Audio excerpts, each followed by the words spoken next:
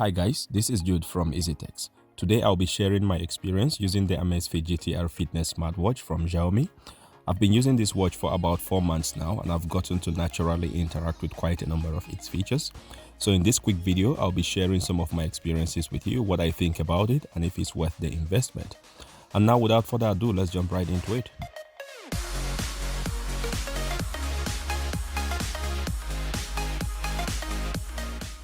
Okay, so first thing for me was the appearance. In the past, I've used a couple of fitness bands. I've also reviewed one on this channel. These bands do have lots of great features for fitness tracking, and of course, they also combine as wristwatches. The fitness tracking features are usually good, sometimes great. However, when it comes to serving as wristwatches, I find them a bit short of expectation given their physical designs. They are mostly pot-shaped with quite narrow displays.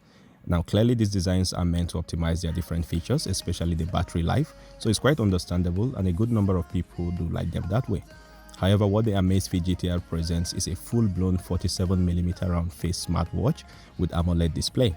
It also has a 42mm version, which is a little bit smaller in size, but pretty much maintains the same physical design, with the major difference being the battery life. It has a leather-like strap, just like what you find on traditional high-end leather watches. The straps are made of a silicone material on the inside and a thin brown leather finishing on the outside. I've seen the 42mm version advertised with a black strap, so I think that color option does exist. It uses a 22mm quick release spring bar, so you can easily replace the straps with some other conventional straps. The watch head comes in 3 options. You have the grey aluminum alloy, the titanium, and the stainless steel. They all look great, but I personally prefer the aluminum option. Now, as far as the appearance goes, it's really a 10 out of 10 for me. It's fairly lightweight and yet it didn't sacrifice any physical features you would normally find on other traditional high-end watches. Still on physical design, the charger is well crafted for easy placement. It works with conventional 5V adapters. It has some magnetic mechanism that allows it to snap automatically with the charging pins on the watch, so you don't have to worry about remembering to align the charger to the pins, as these magnetic elements will help you do that.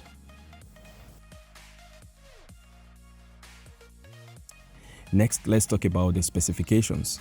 The Amazfit GTR comes with a 454x454 pixels, 1.39-inch 326 ppi full color AMOLED display. The screen brightness is adjustable with enough intensity to still be visible under direct sunlight. It's got a BioTracker PPG optical heart rate sensor, acceleration sensor, 3-axis geomagnetic sensor, a barometer, and an ambient light sensor.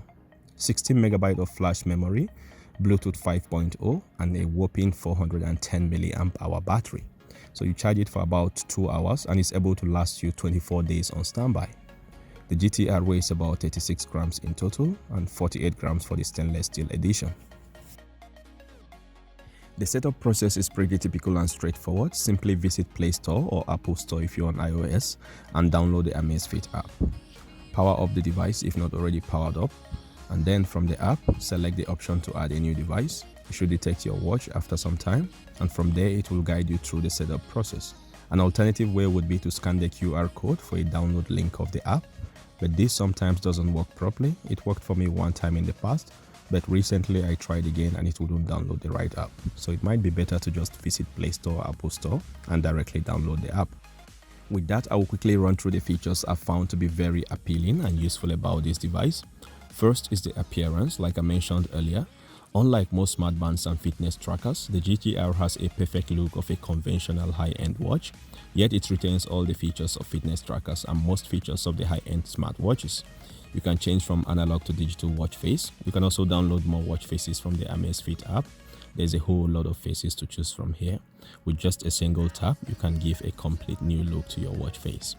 You can even use your own custom photos as watch faces. So if you were sending this as a gift to someone, there are lots of ideas on what you could do with this functionality.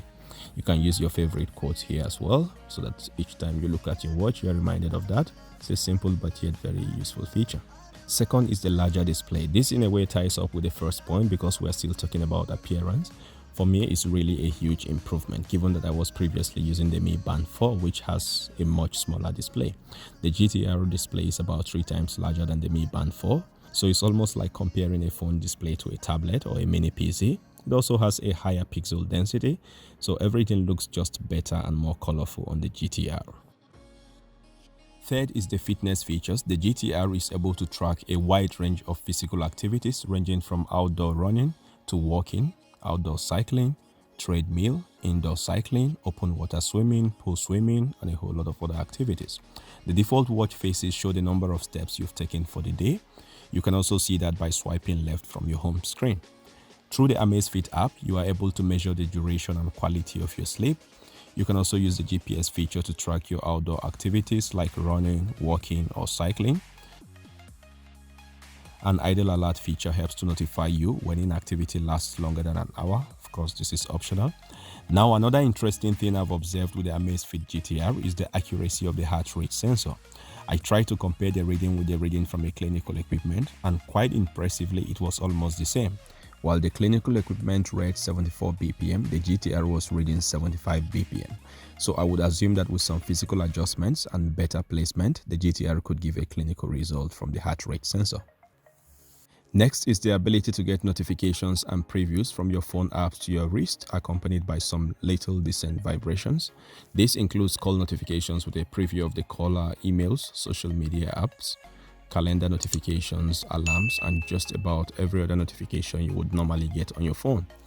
Now, there are some other features that are still worthy of mention, even though we can't talk about them in much details, like being water resistant up to 50 meters, NFC technology, weather forecast, alarms, timers, stopwatch, music control, phone tracking, and so on. Now, having said all that, what stands out the most to me as far as user experience goes is the battery life of the GTR.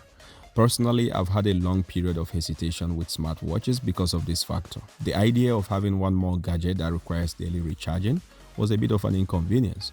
The high-end smartwatches like Apple sure do have lots of incredible features, but the need for a daily recharge or once every other day just makes for additional inconvenience.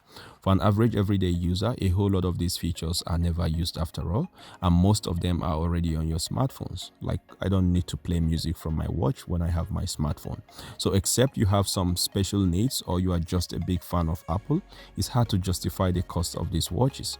And still on the battery life, for me, this is where the GTR strongly beats the high-end smartwatches out there in the market. For less than half the cost of such high-end watches, you get a watch that offers somewhat less features, but much more. I'm talking about 10x the battery life of such other high-end smartwatches. I mean, most smartwatches go between 2 to 5 days. Very few brands make it to the 1-week mark. So for the GTR to go nearly a month on a single charge is nothing short of incredible. And that is it from me, guys. Let me know what you think about this smartwatch. If you already have one yourself and you want to share your experience, please do so in the comments section below. Like and share this video if you found it useful. Don't forget to subscribe and hit the bell icon for notifications on future tech reviews and other tech support videos on the channel. Thanks for watching and see you in the next one.